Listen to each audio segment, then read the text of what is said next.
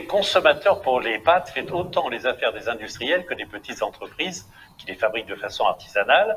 L'une d'elles, dans les Côtes-d'Armor, croule d'ailleurs sous les commandes depuis 2 mois. Elle a dû se réorganiser à Plérin, Antoine Magnan et Pierre-François Vatras.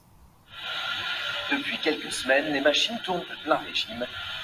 Cette petite entreprise des Côtes-d'Armor produit des pâtes bretonnes. Et pour faire face à l'afflux de commandes, James, le patron, se charge du conditionnement. On a dû réorganiser complètement l'entreprise. Moi, j'ai dû aussi m'adapter, leur donner un coup de main quand il fallait, et puis me créer un poste de conditionnement qui n'est pas mon habitude. À la fabrication ou au séchage des pâtes, les salariés ont dû également s'adapter pour travailler plus. On commence entre 6h et 6h30 le matin, on finit à 20h, 21h, on travaille le samedi, le dimanche s'il devait y avoir besoin. Maintenant, on fait des semaines de 6 jours et on s'adapte. Un choix nécessaire pour répondre à la demande massive de produits de première nécessité. Par rapport à l'année dernière, à la même époque, l'entreprise bretonne a vu son chiffre d'affaires exploser. On a eu une augmentation sensible dès la fin février et très remarquable à partir du mois de mars. On recevait des commandes tous les jours.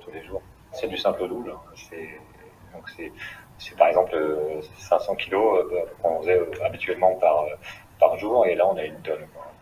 Des quantités considérables qui ont nécessité d'importants approvisionnements. C'est la dernière livraison.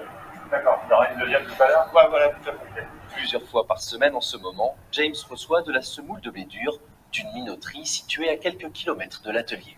Toutes nos entreprises partenaires, nos fournisseurs sont à 2 pas de chez nous, ont du stock, savent livrer.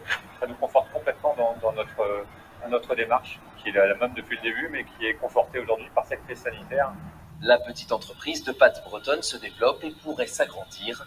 Un 3e salarié et une nouvelle ligne de production sont prévus dans les prochains mois.